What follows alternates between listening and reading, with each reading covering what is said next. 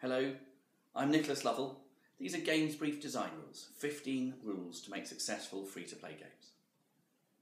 Rule 3 in the design rules for free-to-play games is come for a minute, stay for an hour.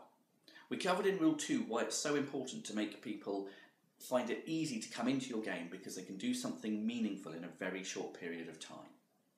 But that's not enough to make a successful game. You have to then keep them because they're enjoying what they're doing. Bejeweled Blitz is a game you can only play for a minute, but the average session length is 43 minutes. People come in because they think I've got a minute to spare, and then stay because the game is so much fun. I've been playing a game called Legends of Grimrock, which is a Steam game, a classic RPG in the style of 80s games like Dungeon Master and Eye of the Beholder. But I came down from putting my kids to bed recently, and I thought to myself, have I got the time to sit down and get myself back into that game? It takes about 10 minutes before you've really got the mental map of the game together, you know what you're doing. And I thought, I don't really have time. I sat down on my bed, pulled out my phone, played Pocket Planes for 2.5 hours.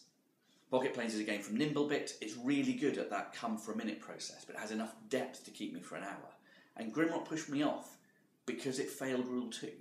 Pocket Planes covered Rule 2 and then also delivered on keeping playing for an extra 2.5 hours. The secret is not to make your free-to-play games light, it's to make them accessible and then to give people enough to do that they really enjoy staying with you.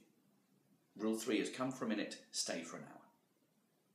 If you've enjoyed this video, download the full ebook from Amazon, Design Rules for Free-to-Play Games by Rob Fahey and Nicholas Lovell.